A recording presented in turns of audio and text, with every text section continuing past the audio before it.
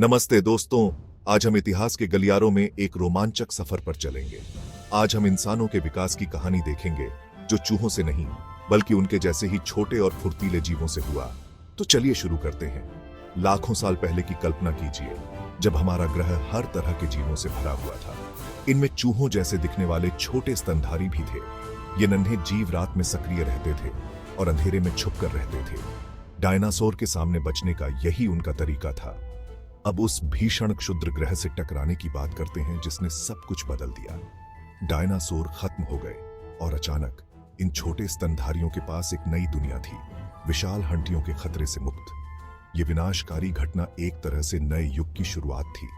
जैसे जैसे पृथ्वी की जलवायु बदली और पारिस्थितिक तंत्र विकसित हुए, वैसे वैसे ये छोटे स्तनधारी भी बदले। लाखों वर्षों में प्राकृतिक चयन के जरिए वे अलग अलग रूपों में विकसित हुए, नए वातावरण और चुनौतियों के अनुकूल बने। कुछ पेड़ों पर चढ़ गए, कुछ जमीन में बिल बनाकर रहने लगे और कुछ ने समूहों में शिकार करना सीखा। विकास के ये रास्ते जटिल और विविध थे, जिससे स्तनधारियों की अविश्वसनीय विविधता बनी, जो हम आज देखते हैं, जिसमें हम इंसान भी शामिल हैं।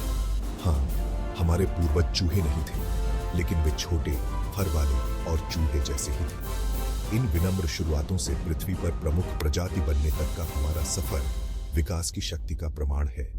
यह कहानी न केवल जीवन के लचीलेपन और अनुकूलन क्षमता को दर्शाती है, बल्कि इस ग्रह पर सभी जीवित प्राणियों से हमारे गहरे संबंध को भी दिखाती है। चूहे जैसे छोटे जीवों से लेकर आज के बुद्धिमान प्राणी तक विकास का यह सफर आकर्षक और प्रेरक दोनों है। तो अगली बार जब आप चूहा देखें, तो याद रखें, वे हमारे बहुत दूर के एंसेस्टर्सों से इतने अलग नहीं हैं। वे बस अपने विकास के रास्तों पर चल रहे हैं, जैसे हमने किया।